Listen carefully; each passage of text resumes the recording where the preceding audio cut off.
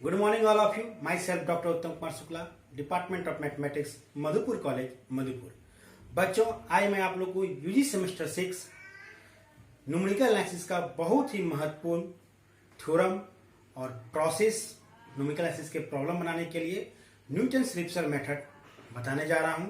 चलिए देखते हैं ये थ्योरम कैसे प्रूफ होता है और हम लोग इस थ्योरम के थ्रू कैसे सवाल बनाएंगे।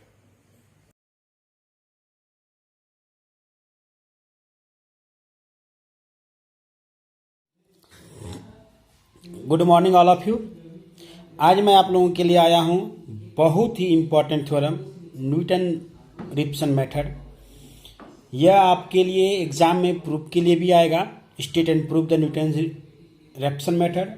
साथ ही साथ हम लोग अभी तक जो भी सवाल न्यूमेरिकल एनालिसिस के बनाए हैं वो बाइजेक्शन मेथड हो, उससे थोड़ा हल्का आपका रुंगा-फाल्सी मेथड था जिसको फॉल्स पोजीशन मेथड भी कहते थे। बट न्यूटन-रैप्सन मेथड जो है बहुत ही हल्का है और किसी भी सवाल को बहुत ही सरल और सटीक आंसर देता है। इसलिए आपके सिलेबस का सबसे महत्वपूर्ण मेथड है, क्योंकि इस मेथड से आप सवाल बहुत ही आसानी से बना सकते हैं। इसके पूर्व हम लोग जो भी मेथड का यूज करते थे उस मेथड में हम लोग रूट लेते थे, एक पॉजिटिव और एक नेगेटिव के बीच में हम लोग उसका स्लोप के थ्रू या उसको बाइजेक्ट के थ्रू सॉल्व करते थे। ये बिल्कुल ही कैलकुलस इंटीग्रेशन डिफरेंशिएशन के मेथड से इसको सॉल्व करते हैं। जैसे एक पॉइंट P है, इस पे हम लोग यहाँ पर इसका एक टेंजेंट Q मानते हैं, फिर Q2 मानते हैं, फिर Qn मानते हैं। इसी तरह से हम लोग first approximation, second approximation and third approximation, fourth approximation तक में हमारा रिजल्ट आ जाता है। चलिए देखते हैं थ्योरम कैसे प्रूफ होता है। Let y equal to f of x is a function and we have to find an approximate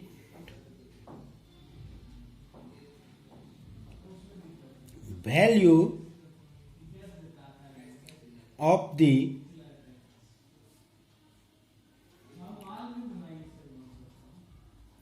root of the equation f of x equal to 0। ये हम लोग मान लिए। फॉर दिस, इसके लिए हम लोग क्या करेंगे, फॉर दिस हम लोग सपोर्ट करते हैं let us take x0 is an approximate root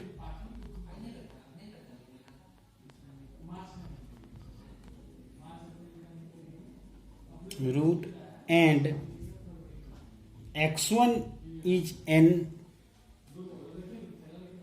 exit root of the equation f of x equal to 0, that is x1 not equal to x0।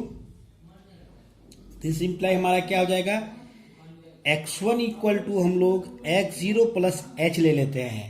h जो 1 से बहुत छोटा, लगभग 0 के बराबर हो, इसको इक्वेशन 1 मान लेते हैं हम लोग। और h जो है where h tends to approx 0, therefore हम लोग f of x1 equal to लिख सकते हैं f of x0 plus h। अब हमारा टेलर्स थ्योरम क्या कहता है, बाय द टेलर्स थ्योरम हम लोग क्या जानते हैं, बाय द टेलर्स थ्योरम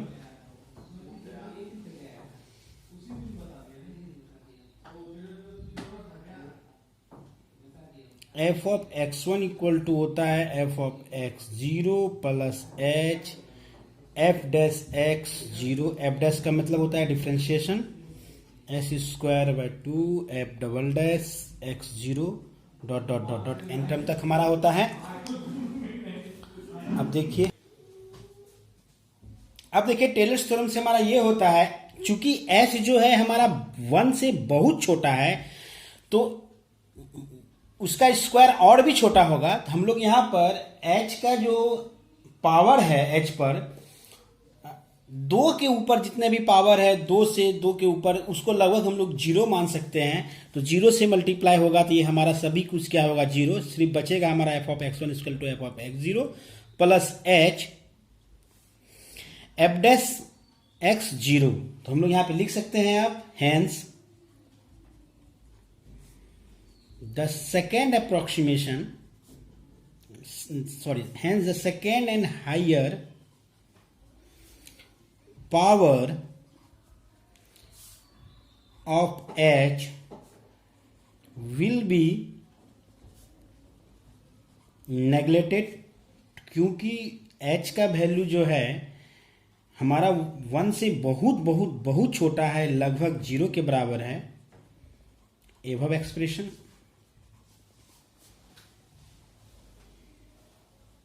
हो गया। तो अब हम लोग क्या लिख सकते हैं, वी गेट, हमको तब प्राप्त होता है F of X one equal to F of X zero plus H F dash X zero. यहां तक किसी कोई प्रॉब्लम है? इसके बाद का तो जीरो, फिर zero dot dot dot zero हो जाएगा।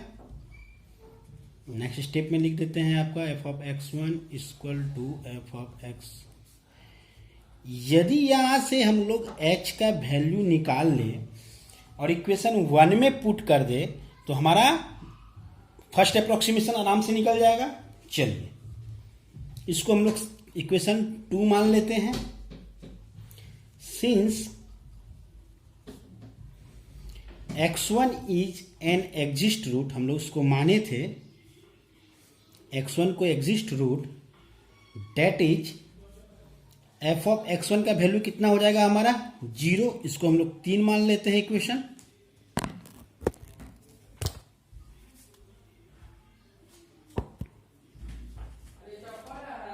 जीरो। अब हम लोग फ्रॉम इक्वेशन 2 एंड 3 से देखते हैं। फ्रॉम इक्वेशन 2 एंड 3 तो हम लोग इसको लिख सकते हैं आराम से, F of X one equal to zero. तो F of X one, sorry, F of X zero plus S F dex X zero equal to zero. अब हमारा यहाँ से h का वैल्यू बहुत ही आसान से निकल जाएगा। ये इस पार गया तो minus F of X zero by F dash X zero. अब ये हमारा इक्वेशन 4 हुआ। वैल्यू ऑफ, अब हम लोग लिख सकते हैं putting value of h in equation 1। तो 9 हमारा तब क्या हो जाएगा, हमारा इक्वेशन 1 क्या था, x1 equal to X zero plus H. तो हमारा x1 इक्वल टू हो जाएगा X zero minus F of X zero by F dash X zero. कितना आसानी से इसमें हम लोग फर्स्ट अप्रोक्सीमेशन निकाल लिए। सिमिलरली हेंस, इसी तरह से हम लोग सेकेंड अप्रोक्सीमेशन भी निकाल सकते हैं। Hence second approximation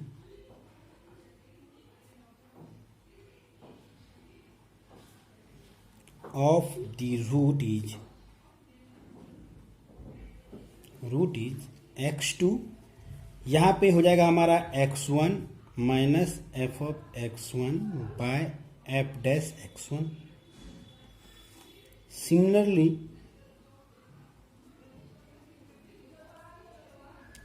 taking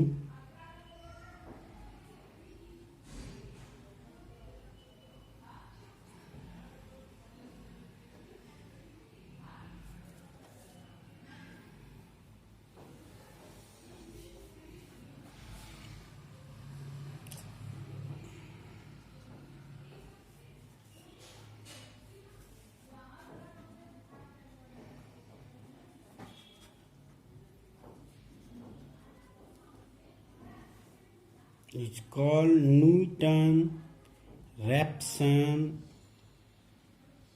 formula. Newton Raphson formula निकालने के लिए हम लोग क्या किए, एक फंक्शन लिए y equal to F of X, और उस फंक्शन में हम लोग x0 को अप्रोक्सीमेट रूट माने। उसके बाद हम लोग x0 को अप्रोक्सीमेट रूट माने और x1 को एग्जिस्ट रूट माने।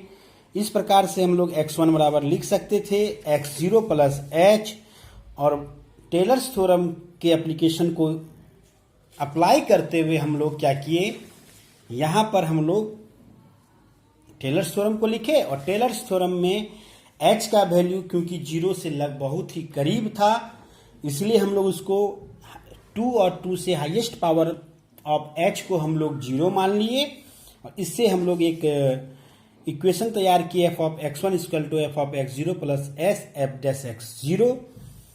उसके बाद हम लोग इससे h का वैल्यू निकाले और इक्वेशन फर्स्ट जो x1 equal to x0 plus h माने थे उसमें उसको हम लोग पुट किए।